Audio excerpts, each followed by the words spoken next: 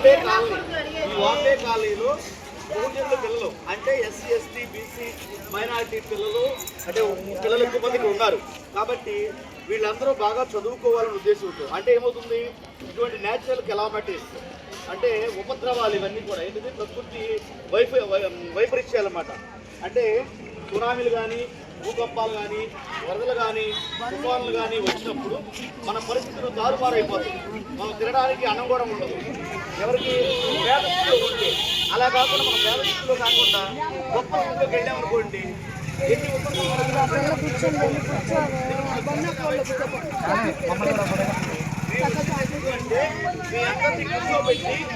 మీ అందరినీ కూర్చోబెట్టి మీకు మంచి విషయాలు చెప్పాలి. మంచి విషయాలు అంటే ఏంటి? మీరు పెద్దవాళ్ళు అయిన తర్వాత గొప్పవాళ్ళు అవ్వాలి అంటే ఆఫీసర్లు అవ్వాలి, ఎమ్మెల్యే అవ్వాలి, ముఖ్యమంత్రి అవ్వాలి, లాయర్ అవ్వాలి, ఇంజనీర్ అవ్వాలి, డాక్టర్ అవ్వాలి. మంచి మంచి పెద్ద పెద్ద ఏరియాల్లో అంటే ఇలా ఉపద్రవాలు వచ్చినప్పుడు వరదలు తుఫాన్లు వచ్చినప్పుడు ఏరియా మనకుండా బాగా ఎత్తైన ప్రాంతాల్లో ఉండాలి, పెద్ద పెద్ద భవంతుల్లో ఉండాలంటే మనం ఏం చేయాలి? ఎందుకు మనం ఈ రోజున ఇంత ఇబ్బందులు పడ్డాము? ఓకేనా? ఈ పరిస్థితులను దాటి గొప్పవాళ్ళగా మారాలంటే నాలాంటి వాళ్ళు సార్ లాంటి వాళ్ళు ఎవరో వచ్చి మనకి కొన్ని బియ్యము ఇవన్నీ ఇస్తే అవుతుంది. కేవలం కొన్ని రోజులు మాత్రమే మన బతకాలకు ఉపయోగపడతాయి. అలా కాదు, మనమే వేరే వాళ్ళకి సహాయం చేసే స్థాయికి ఎదగాలంటే మీరందరూ కూడా ఈ రోజున పిల్లలు ఉన్నారు. మామూలుగా స్కూల్లో మీకు ఏం చెప్తా ఉంటారు పాఠాలు? నేటి బాలలే రేపటి పౌరులు అంటారు. ఏమంటారు? కానీ మీరు సామాన్యమైన పౌరులు కాదు. మీరందరూ ఎవరంటే ఈ దేశ పౌరులు. ఎవరు మీరందరూ? ఈ దేశ పౌరులు. మేమందరము కేవలం పిల్లలు మాత్రమే కాదు, బాలికలు మాత్రమే కాదు, పౌరులు మాత్రమే కాదు, పౌరాలు మాత్రమే కాదు, ఈ దేశానికి వెన్నుముక అనంటే ఈ దేశానికి వెన్నుముక, ఈ దేశ భవిష్యత్తు మేము, ఈ దేశాన్ని పరిపాలిస్తాం మేము, ఈ దేశంలో గొప్పగా తయారవుతాం మేము. మనం బాధల్లో ఉన్నాం కాబట్టి మనకి ఏమనిపిస్తుంది అంటే ఎవరన్నా వచ్చి సహాయం చేస్తే బాగుంటుంది అనిపిస్తుంది. ఎవరైనా సహాయం ఎవరు చేయగలరు? కొద్ది వరకే చేయగలరు. ఓకే, ఏదైనా సమస్య వచ్చినప్పుడు ప్రభుత్వం చక్కగా వాళ్ళ యొక్క బాధ్యతలు వారు నిర్వర్తించారు. మన గౌరవ ముఖ్యమంత్రి చంద్రబాబు నాయుడు గారు, డిప్యూటీ ముఖ్యమంత్రి గారు పవన్ కళ్యాణ్ గారు, అదేవిధంగా స్థానికంగా ఉన్న ఎమ్మెల్యే గారు గద్దె రామ్మోహన్ గారు కదా, ఎమ్మెల్యే గారు అంతేగా గోండ ఉమ్మ గారు, సెంట్రల్ నియోజకవర్గం కాబట్టి గోండ ఉమ్మ గారు, అదేవిధంగా ఇక్కడ మన మధ్యలో లక్ష్మణ్ గారు, ఇక్కడ నాయకులు ఉంటారు అనేక మంది. వీళ్ళందరూ కూడా ఎంతో కొంత సహాయం చేశారు. అయితే ఇటువంటి వైపరీత్యాలు వచ్చినప్పుడు మనం ఏం నేర్చుకోవాలి? ఎవరు? విద్యార్థులు. పెద్దవాళ్ళు అంటే పాపం వాళ్ళ పనుల్లో వాళ్ళు ఉంటారు, వాళ్ళు చదువుకున్నారు, ఇప్పుడు వాళ్ళు పనులు చేసుకుంటూ ఉన్నారు, లేదా చిన్న చిన్న ఉద్యోగాలు చేసుకుంటూ ఉన్నారు. కానీ పిల్లలు గమనించాలి. ఒకప్పుడు చంద్రబాబు నాయుడు గారు 74 సంవత్సరాల క్రితం 70 ఏళ్ల క్రితం మీలాంటి చిన్నపిల్లవాడే కదా ఆయన. కానీ ఈ రోజున కొన్ని లక్షల మందిని కాపాడారు ఆయన. ఎలా కాపాడగలిగారు ఆయన? చెప్పండి. ఎంఏ చదువుకున్నారు, రాజకీయాల్లో 45 సంవత్సరాలు ఉన్నారు, 4వ ముఖ్యమంత్రి అయ్యారు. అంటే ఆయన ఒక్కరే కాదు, అనేక మంది.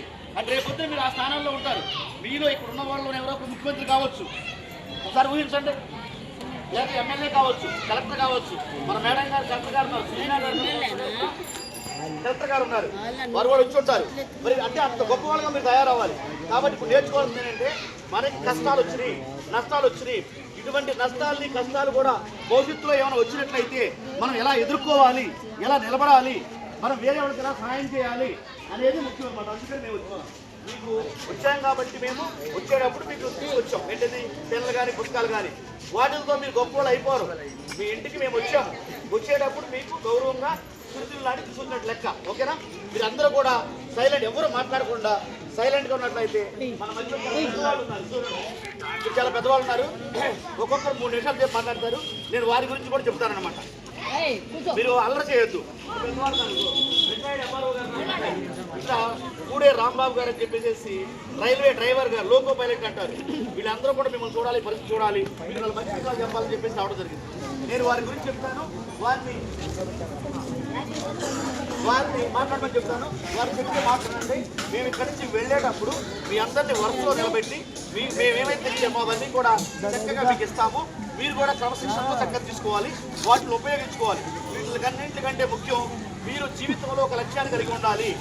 ఎవరికైతే లక్ష్యం లేదో లక్ష్యాన్ని ఏర్పాటు చేసుకోవాలి. లక్ష్యం ఏంటంటే ఎయిమ్ అండ్ అంబిషన్. నేను పెద్దవాడైన తర్వాత ఏమవుతాను, నేను పెద్ద అయిన తర్వాత ఏమవ్వాలి, అటువంటి అనమాట. రేపు కొంతమందిని అడుగుతాను, వాళ్ళు చెప్పాలి. ఎవరు వాళ్ళ కొట్టుకోవడం, మాట్లాడుకోవడం చేయకూడదు. అందరూ ఎవరైతే మాట్లాడుతారో వాళ్ళ వైపే చూడాలి. అందరూ ఒకసారి గట్టి చప్పట్లు కొట్టండి. అందరూ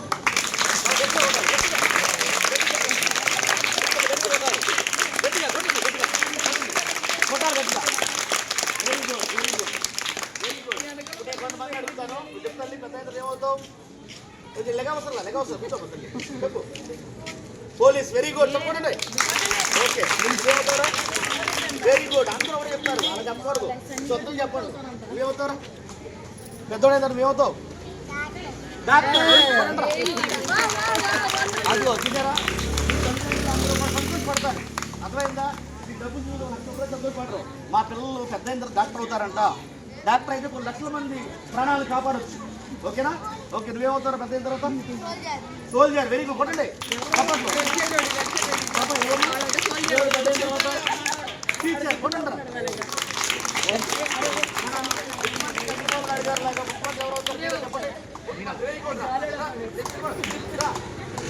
వెరీ గుడ్.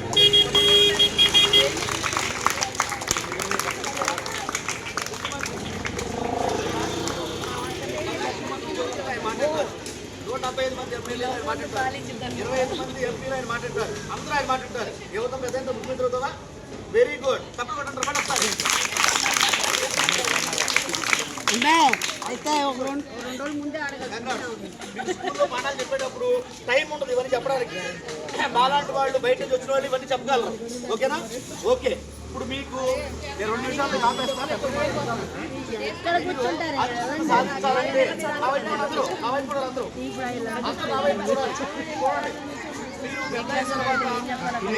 సాధించాలంటే ఖచ్చితంగా రోజు 5 సార్లు పని చేయాలి. ఇప్పటి వరకు ఎవరికైతే లక్ష్యం లేదో వాళ్ళు లక్ష్యాన్ని ఏర్పాటు చేసుకోండి. అర్థమైందా? లక్ష్యాన్ని ఏర్పాటు చేసుకోవాలంటే ఏంటి? నేను పెద్ద అయిన తర్వాత ఏమవ్వాలి, చిన్నప్పటి నుంచి ఉండాలి. మీ డిగ్రీ అయిపోయిన తర్వాత నేనే సాధించాలి, మన బతుకు కూడా లేకుండా అయిపోతుంది. అవునా కదా? కాబట్టి ఎవరికైతే సహా ఎవరికైతే లక్ష్యం అంటే భవిష్యత్తులో మేము ఏం సాధించాలి, చదువులు అయిపోయిన తర్వాత అనమాట. లేని వాళ్ళ లక్ష్యాలు నిర్దేశించుకోండి. ఉన్నవాడు రోజుకి 5 సార్లు పని చేయాలి. అదేంటంటే ఒకసారి అందరూ కలుపుకోండి. ఇప్పుడు మీరందరూ కలుపుకోండి. మీరందరూ ఇది రాత్రి అనుకుందాం, మీరందరూ నిద్రలో ఉన్నారు. ఇక తెల్లవారుతుంది, 6 గంటలకి నిద్రలేస్తా ఉన్నారు. మీరు నిద్రలేస్తారు, నిదానంగా కళ్ళు తెరవండి. ఓకే, ఉదయం 6 అయింది, ఇప్పుడే కళ్ళు వెన్న ఏం చేయాలి, మంచం మీద కూర్చోవాలి. అలాగే మీరు వెన్న ఏమనుకోవాలంటే నేను పెద్ద అయిన తర్వాత ఏమవుతాను, ఫర్ ఎగ్జాంపుల్ బాగుంది, నేను ముఖ్యమంత్రి అవుతాను అలా చెప్పింది నాతో. నేను ఏమనుకోవాలి, పాప నేను ముఖ్యమంత్రి అవుతాను అని అనుకోవాలి. తరువాత పాప టిఫిన్ చేస్తుంది కదా, మీరు టిఫిన్ చేసినప్పుడు ఏమనుకోవాలి, ఆ తర్వాత స్కూల్కి వెళ్ళిపోతారు. మధ్యాహ్నం భోజనం పెడుతుంది గవర్నమెంట్. అప్పుడు భోజనం కలుపుకొని, అన్నం కలుపుకొని ఒక ముద్ద నోట్లో ఇలా పెట్టుకునేటప్పుడు మీరు మళ్ళీ ఏమనుకోవాలి, ముఖ్యమంత్రి అవుతాను, లేకపోతే డాక్టర్ అవుతాను, లేకపోతే పోలీసు అవుతాను, లేకపోతే టీచర్ అవుతాను. ఇలా వందగా లక్ష్యం తీసుకోవాలి. ఎన్నిసార్లు అయింది, పొద్దున్నే లేవగానే ఇప్పుడు మధ్యాహ్నం భోజనం, తర్వాత స్కూల్ అయిపోతుంది, ఇంటికి వెళ్ళిపోతాను. ఇంటికి వెళ్ళిపోయిన తర్వాత నైట్ భోజనం చేస్తారు కదా. మీరు ఎవరెవరు భోజనం చేస్తారు, నైట్ చేస్తారు ఒకసారి. వెరీ గుడ్, అందరూ భోజనం చేస్తారు కదా. మళ్ళా అన్నం కలుపుకొని మొదటి పుస్తకం నోట్లో పెట్టుకునేటప్పుడు మళ్ళీ ఏదైతే